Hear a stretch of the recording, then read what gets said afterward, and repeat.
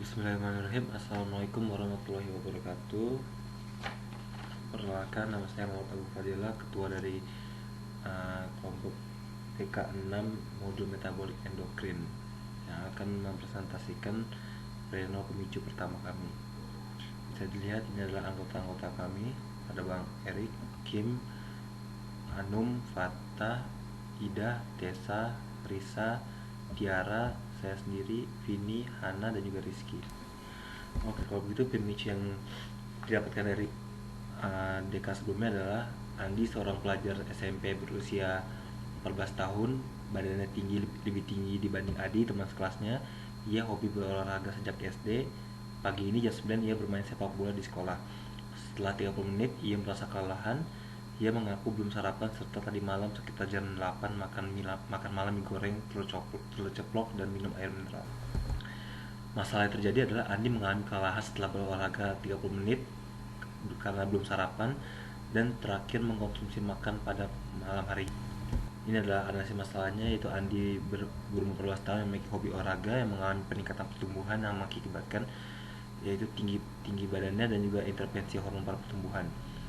Masalah yang terjadi adalah setelah 30 menit merasa kelelahan setelah bermain sepak bola dan juga belum sarapan dan terakhir makan hanya pada pukul 8 malam sebelumnya, yang berakibatkan pada metabolisme tubuh si Andi.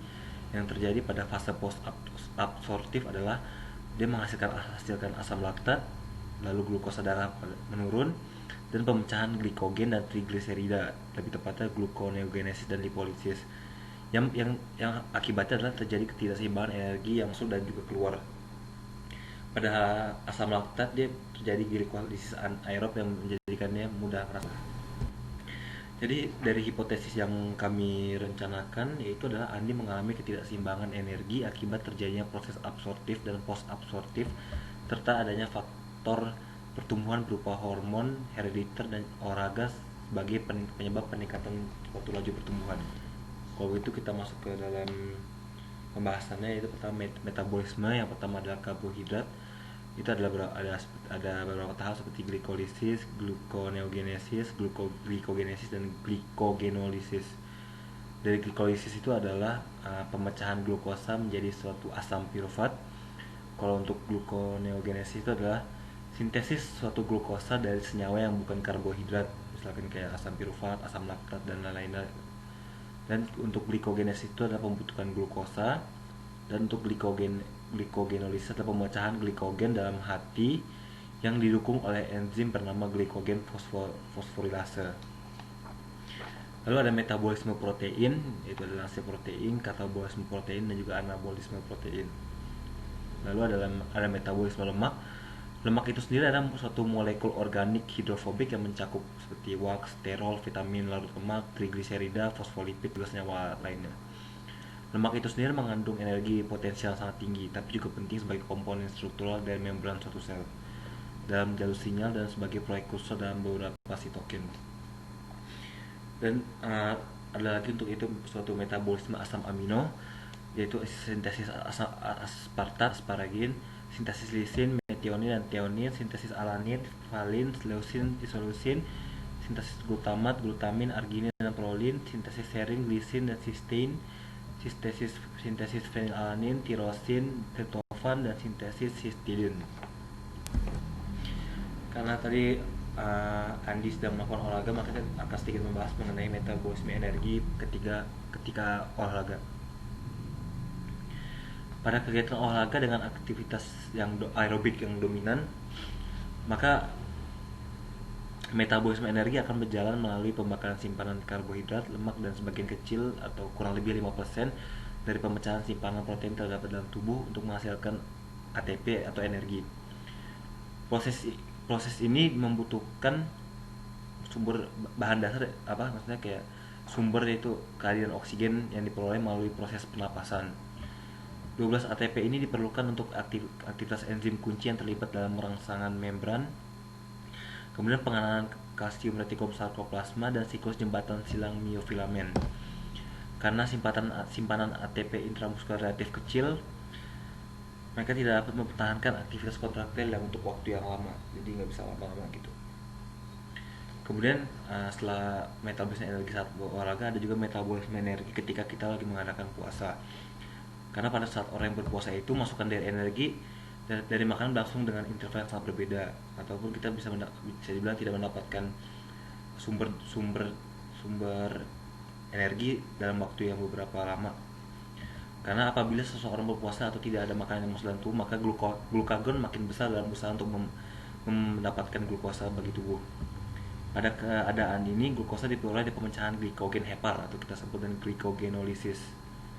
Di samping melalui proses gluconeogenesis atau pembentukan glukosa yang berasal dari bahan selain karbohidrat, proses gluconeogenesis ini berlangsung dengan menggunakan gliserol, asam laktat, dan asam tertentu seperti glukogenik sebagai substrat atau sebagai pengganti dari glukosa ya.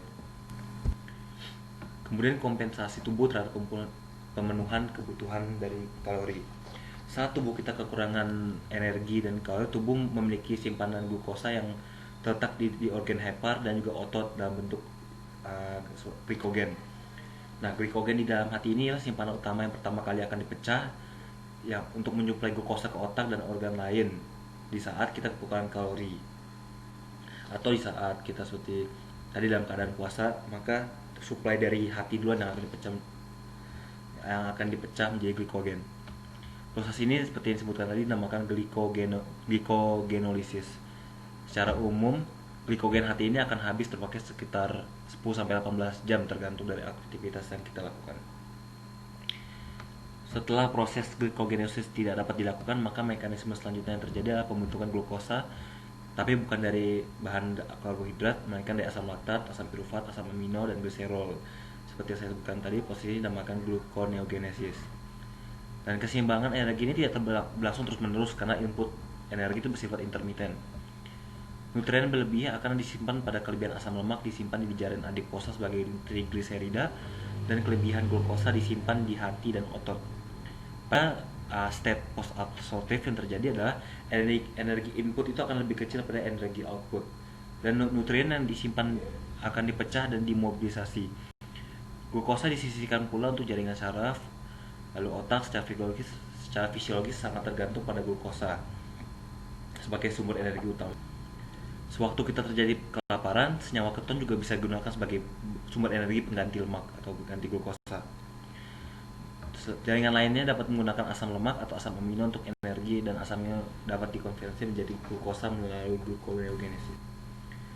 Dan sekarang kita akan membahas mengenai nutrien dalam tubuh. Dibagi secara garis besar, nutrien dibagi menjadi dua, yaitu makronutrien dan mikronutrien. Makronutrien itu yaitu bahan makanan yang dibutuhkan dalam jumlah yang cukup banyak setiap hari. Kalau mikronutrien itu ya zat-zat makanan yang dibutuhkan dalam jumlah yang kecil gitu. Nah, ini contoh-contoh macam-macam mineral dan zat-zat pembangun dalam tubuh seperti kalsium. Sumbernya bisa ditemukan di susu, brokoli, sayur-sayuran hijau. Lalu ada fosfor sebagai besar makanan, magnesium di biji-bijian, kacang, natrium banyak makanan, dan mineral-mineral lainnya bisa dilihat.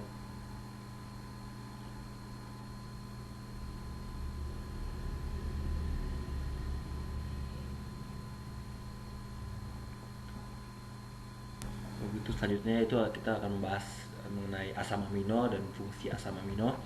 Secara garis besar, fungsi amino itu untuk pembuatan protein, lalu untuk metabolisme lemak, untuk metabolisme berbagai hal lain, sumber energi lainnya, dan juga untuk menghasilkan neurotransmitter seperti histidin. Dia akan menghasilkan histamin bagi tubuh, dan masih banyak lagi fungsi asam amino. Tapi secara garis besar dia penting untuk membentuk suatu protein.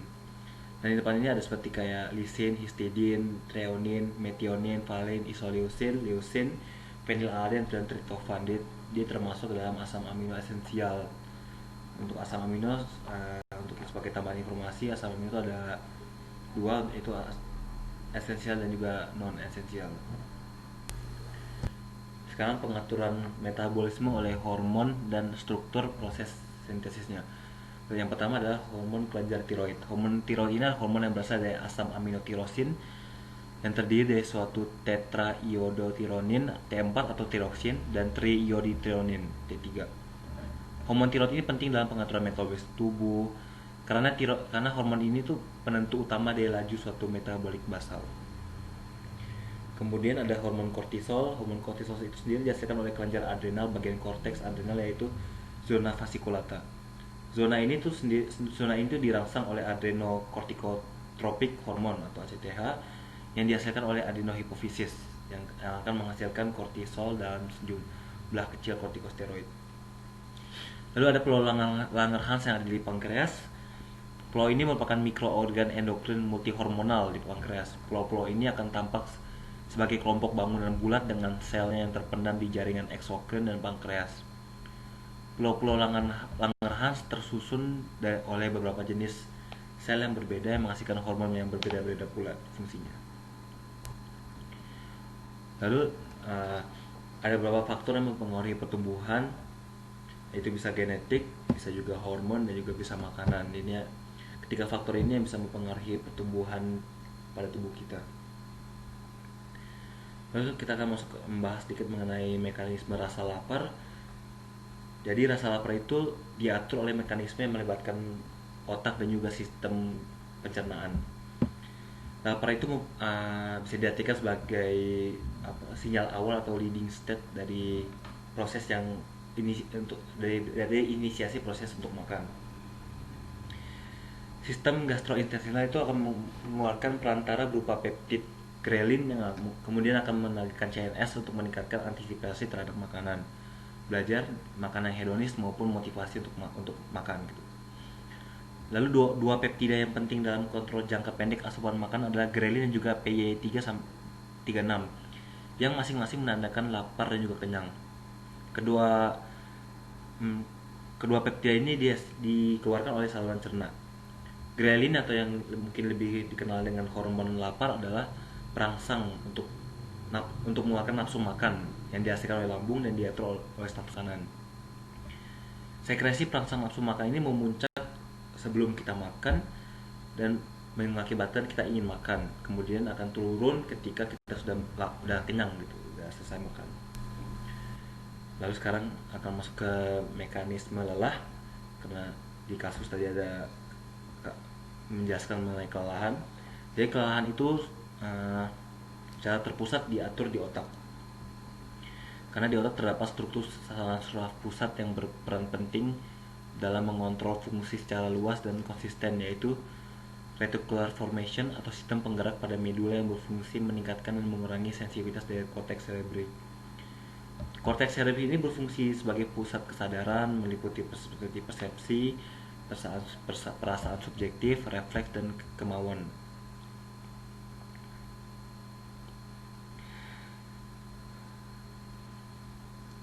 Kemudian keadaan dan perasaan lelah merupakan reaksi fungsional dari suatu kesadaran, yaitu korteks cerebri yang dipengaruhi oleh sistem penghambat atau inhibisi dan juga sistem yang menggerakkan yang saling bergantian. Sistem inhibisi ini terdapat dalam talamus yang bekerja menurunkan kemampuan manusia bereaksi dan mengakibatkan kecenderungan kita untuk tidur. Sedangkan sistem aktivasi ini terdapat di formation reticularis yang dapat merangsang pusat-pusat vegetatif untuk konversi ergotropis dalam peralatan dalam tubuh dan untuk bekerja, seperti untuk berlari, berkelahi, melakukan aktivitas lainnya gitu. Jadi mereka bekerja ya saling terbelakangan. Ada yang sistem aktivasi yang membuat kita bisa bergerak, bisa melakukan aktivitas, dan juga ada sistem inhibisi yang menyebabkan kita itu lelah, membutuhkan tidur untuk istirahat. Lalu apa hubungannya terjadi proses metabolisme anaerobik terhadap keadaan Andi yang sedang dialami? Jadi saat olahraga yang berat seperti futsal ataupun membutuhkan energi yang banyak, terjadi produksi asam laktat yang tinggi. Sebagian besar asam laktat itu digunakan hati untuk proses gluconeogenesis, sehingga meningkatkan laju dari ATP dan laju metabolik yang untuk menghasilkan ATP dan GTP. Peningkatan konsumsi oksigen ini akibat peningkatan oksidasi bahan bakar metabolik untuk menghasilkan ATP dan GTP yang dibutuhkan glucogenesis dianggap sebagai hutang oksigen setelah olahraga yang berat. Apalagi setelah puasa sekitar 8 jam, hati pasti akan menggunakan cadangan glukosa karena tidak ada sumber energi yang masuk dan tubuh memasuki keadaan yang disebut gluconeogenesis. Pada saat puasa juga terjadi penurunan kadar glukosa dalam darah porta sehingga sekresi insulin oleh sel beta pankreas pun menurun. Penurunan sekresi insulin ini menyebabkan penyerapan glukosa pada jaringan otot dan asam lemak mengalami suatu penurunan. Selain itu, dalam keadaan puasa, peningkatan sekresi glukagon yang akan menghasilkan glikogen fosforilase dalam hati sehingga menghasilkan glukosa. Glukosa 6-fosfat yang terbentuk selanjutnya akan dihidrolisis membentuk glukosa yang dibebaskan ke aliran darah. Nah, terus hubungannya tidak sama dengan keadaan tadi itu apa? Karena kita membutuhkan sumber energi setiap hari ya dari makanan. Ya karena itu merupakan suatu modal energi buat kita untuk melakukan aktivitasnya. Nah, energi kita butuh tentunya berasal dari makanan kan. Karena si Andi tidak makan sarapan, hanya makan pada malamnya. Jadi tidak ada asupan atau energi yang masuk ke dalam tubuhnya selama beberapa jam. Jadi hal ini menyebabkan ketidakseimbangan energi yang masuk dan keluar dari tubuhnya si Andi, terutama untuk asupan glukosa yang penting untuk tubuh ataupun karbohidrat untuk sebagai sumber utama energi tubuh. Meningkatnya asupan karbohidrat sebelum olahraga ini meningkatkan ketersediaan glikogen otot yang disebut juga dengan glikogen loading dan meningkatkan kapasitas dan kinerja latihan ketahanan dalam acara yang lebih lama dari kira-kira 60-90 menit. Nah, ketersediaan glikogen otot ini mungkin juga penting untuk kinerja latihan intensitas tinggi.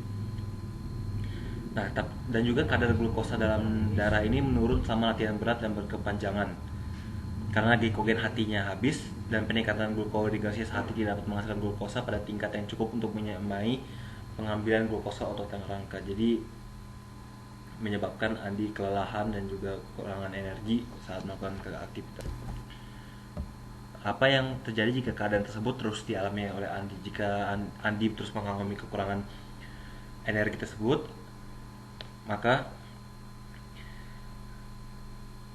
akan berdampak pada tubuh Andi itu sendiri, karena asupan makanan lebih banyak pada malam hari akan mengakibatkan meningkatnya glukosa yang disimpan sebagai glikogen.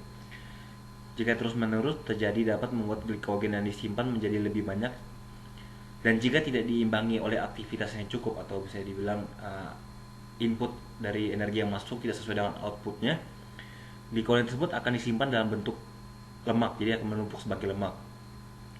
Hal tersebut dapat mengakibatkan orang menjadi obesitas, lalu melewatkan sarapan membuat tubuh kekurangan glukosa sehingga tubuh menjadi lemah dan kurang konsentrasi. Akibatnya tubuh membongkar persediaan tenaga dari jaringan lemak tubuh. Jika hal itu berlangsung secara terus-menerus, dapat berakibat buruk, yaitu seperti terjadinya status gizi kurang. Jadi fungsi asam amino pada kelinci ini apa? Yaitu sebagian besar asam amino digunakan untuk sintesis protein, lalu protein dalam tubuh secara terus-menerus diganti atau protein turnover. Jalur metabolik utama dari asam amino terdiri atas pertama yaitu produksi asam amino dari pembongkaran protein tubuh, digesti protein dia serta sintesis asam amino di hati. Lalu yang kedua yaitu pengambilan nitrogen dari asam amino. Yang ketiga adalah katabolisme asam amino menjadi energi melalui siklus asam serta siklus urea sebagai proses pengelola hasil sampingan pemecahan asam amino. Yang terakhir adalah sintesis protein dari asam-asam amino. Jadi untuk kesimpulannya yang didapatkan adalah Andi mengalami ketidakseimbangan energi akibat terjadi proses absorptif dan juga post absorptif serta adanya faktor pertumbuhan berupa hormon, kemudian herediter dan olahraga sebagai penyebab peningkatannya laju suatu pertumbuhan. Terima kasih untuk teman-teman yang sudah mendengarkan. Jadi saya Fadil dari kelompok DK6 Metabolic Endocrine. Jika ada yang ingin ditanyakan pada kelompok kami, dipersilakan. Saya pamit undur diri. Assalamualaikum warahmatullahi wabarakatuh.